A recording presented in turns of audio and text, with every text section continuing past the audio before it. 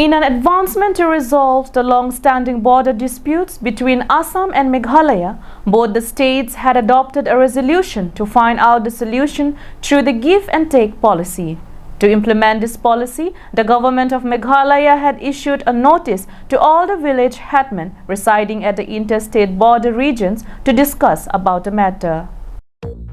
To avoid conflicts and violence at the region with specific reference to the citizens residing at Block 2 areas of West Karbi Anglong, Avijit Crow, MEC of Karbi Anglong Autonomous Council, advised and directed the workers of Chinthong BJP Mondal Committee to survey at the border regions, aware the citizens to avoid any sort of conflicts or violence at the region.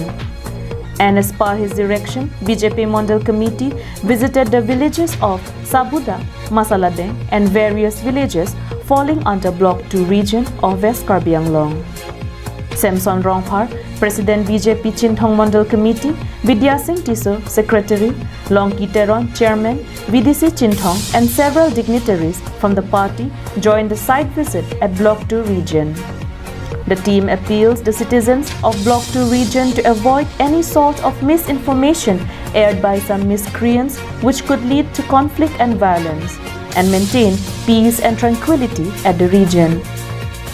It was reported that village headmen of certain villages falling under the administration of West Karbi Anglong district had received an invitation letter from the government of Meghalaya to attend a discussion regarding give and take policy at Umat, West Karbi Anglong on 1st September.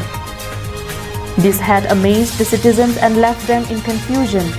Therefore, to maintain peace and tranquility at the region, BJP Chinthong Mondal Committee visited the site and discussed about the issues related to border disputes.